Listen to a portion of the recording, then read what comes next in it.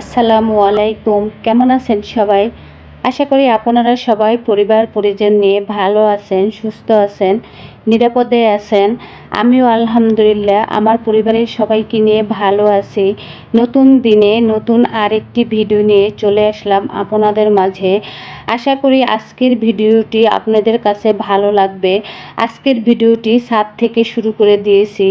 আজকে আমি আমসত্ত্বা সংরক্ষণ করে রাখবো। সেইগুলি আজকে আপনাদের সাথে ভিডিও আকারে শেয়ার করতেছি। এই যে আম সত্ত্বাগুলো আমি পাকা আম দিয়ে বানিয়েছি। পাকা আম দিয়ে আম সত্ত্বা তৈরি করাটা আপনাদের সাথে শেয়ার করিনি, কারণ আমি জানি আমার আপুরা কম বেশি পাকা আম দিয়ে আম সত্ত্বাটা তৈরি করতে পারেন। এর জন্য ভাবলাম যে এটা আর কি শেয়ার করব, কিন্তু আমি আপনাদের সাথে শেয়ার করতেছি সংরক্ষণ পদ্ধতিটা।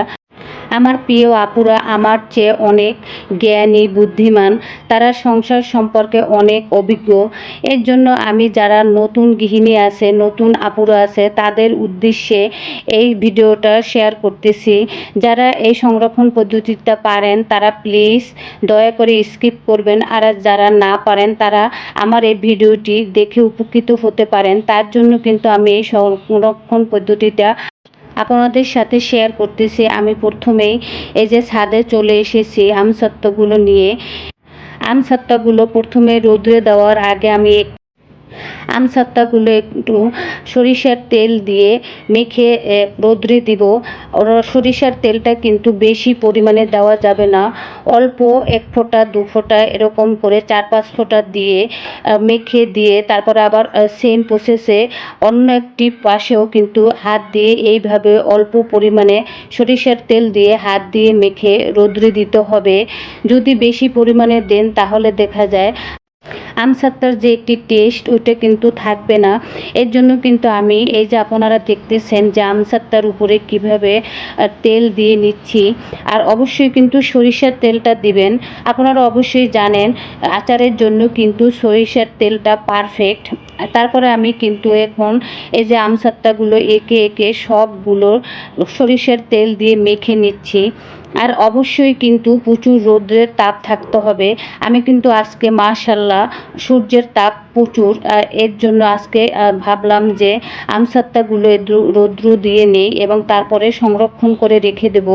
এই আমসত্ত্বাগুলো আমার তৈরি করতে পরে শুকাতে অনেক দিন সময় লেগেছে। আপনারা যারা বাংলাদেশে আছেন তারা তো অবশ্যই জানেন আমাদের দেশের আবহাওয়া বেশ কিছুদিন যাবৎ দেখা যায় বৃষ্টি হচ্ছে, সূর্যের আলো তেমন একটা দেখা যায় না।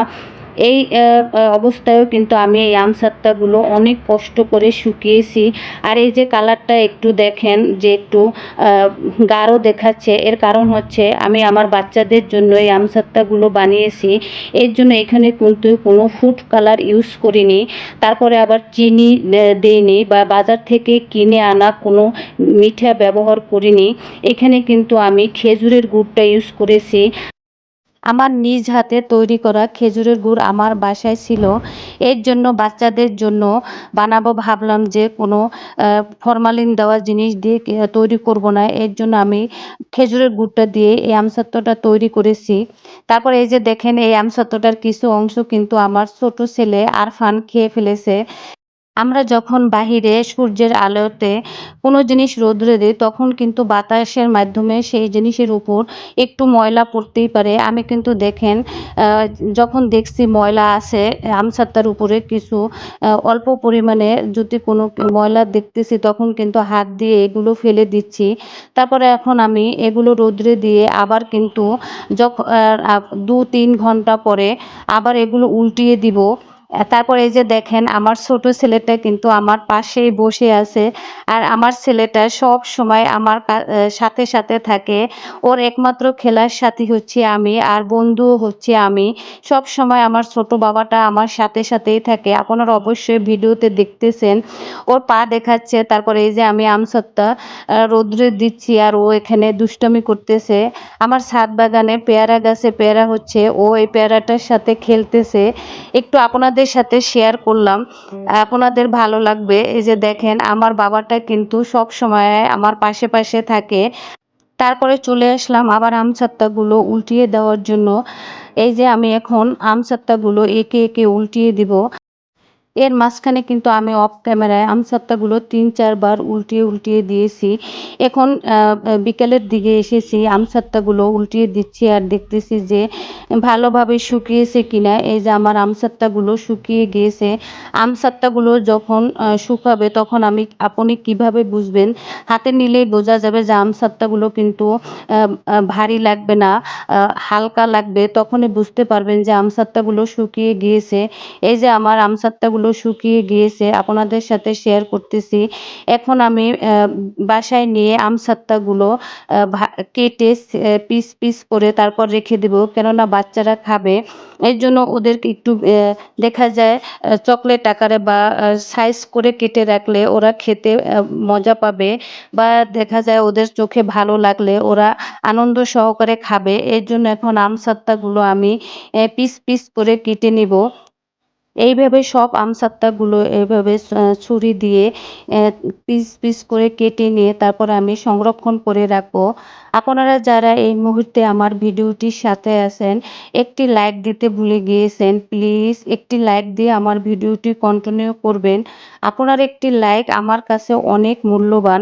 আপনি দেখার সাথে সাথে দেখা যায় আমার ভিডিওটি আরও অনেকজনের কাছে পৌঁছে দেবে, অনেকজনকে দেখার সুযোগ করে দেবে। আর যদি আমার ভিডিওটির কোথাও কোনো কথা বা কাজ আপনাদের কাছে ভালো লেগে থাকে, তাহলে চাইলেই আমার চ্যানেলটিকে আপনি একটি সাবস্ক্রাইব করে নিতে পারেন। আর অবশ্যই কিন্তু পাশে থাকা বেল অপশনে প্রেস করে রাখবেন। আমি যখনই কোনো ভিডিও আপলোড করব আপনাদের কাছে নোটিফিকেশন আকারে পৌঁছে যাবে। আপনি সময় সুযোগ করে আমার ভিডিওটি দেখে নিতে পারবেন। যারা অলরেডি এই কাজটি করে নিয়েছেন তাদেরকে জানাই আমার তরফ থেকে অনেক অনেক অনেক অনেক ভালোবাসা, শুভেচ্ছা। তারপরে চলে আসি ভিডিওতে। আমি আমসত্ত্বাগুলো যে জারটায় সংরক্ষণ করে রাখবো, সেই জারটা কিন্তু আমি ভালোভাবে রোদ্রে শুকিয়ে নিয়েছি। তারপরে নিচে একটা টিস্যু দিয়ে নিয়েছি। টিস্যুটা দিলে দেখা যায় আমসত্ত্বাটা নিচ দিয়ে ঘামাবে না, কেননা আমি আমসত্ত্বাগুলো ফ্রিজে রাখবো।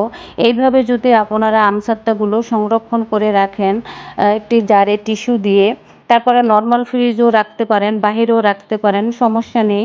যেখানে রেখে দেন না কেন আপনি ফ্রোজন করে, দেখবেন এই আমসত্ত্বাগুলো আপনি বছরের পর বছর রেখে দিবেন কিন্তু কোনো সমস্যা হবে না, সাদা ফাঙ্গাস পড়বে না। বা অনেক দিন রাখার পরে অনেক সময় দেখা যায় আমসত্ত্বাগুলো কীরকম যেন একটি গন্ধ হয়ে যায়, ওটা হবে না। আপনি দেখা যায় 2 বছরও রাখতে পারবেন এইভাবে সংরক্ষণ করে। যারা আমার চেয়ে অভিজ্ঞ আছেন তারা অবশ্যই জানেন যে আমসত্ত্বা কিন্তু ভালোভাবে রৌদ্রে দিয়ে আর এইভাবে যদি আপনি সংরক্ষণ করে রাখেন তাহলে দেখা যায় 2-2.5 বছর 3 বছরও কিন্তু আমসত্ত্বা আপনি রাখতে পারবেন, কোনো সমস্যা হবে না। আমি কিন্তু এই আমসত্ত্বাগুলো অনেক দিন পর্যন্ত সংরক্ষণ করে রাখার জন্য এইভাবে আমসত্ত্বাগুলো কেটে তারপরে ভালোভাবে রৌদ্রে শুকিয়ে নিয়েছি, কেননা আমার বাচ্চারা আমসত্ত্বা খুব পছন্দ করে। এর জন্য পাকা আমসত্ত্বা আমি দেখা যায় 1 বছরের বেশি সময় ধরে কীভাবে রাখতে পারি, এই জন্য আমি এইভাবে এই পদ্ধতিটা ব্যবহার করেছি। এখন আমি এই আমসত্ত্বাগুলো নর্মাল ফ্রিজে সংরক্ষণ করে রাখবো, কেননা দেখা যায় এখন প্রচণ্ড গরম। এই গরমের ভিতর আমার বাচ্চারা দেখা যায় বারবার ফ্রিজ খুলে এই ঠান্ডা ঠান্ডা আমসত্ত্বাগুলো খেতে পছন্দ করে। এখন আমি এই যে এই জারটা ফ্রিজে রেখে দিব। আর আরও আমসত্ত্বা বানাবো, তখন আমি চেষ্টা করব আপনাদের সাথে পাকা আম দিয়ে কীভাবে আমসত্ত্বা তৈরি করে সেই ভিডিওটা শেয়ার করার জন্য। এখন আমি এই যে নর্মাল ফ্রিজে আমি আমসত্ত্বাগুলো রেখে দিচ্ছি। আজকে এই পর্যন্তই। আপনারা সবাই ভালো থাকবেন, সুস্থ থাকবেন আর আমার পরিবারের পাশে থাকবেন। আবার নতুন কোনো ভিডিও নিয়ে চলে আসবো আপনাদের মাঝে। আল্লাহ হাফিজ, আসসালামু আলাইকুম।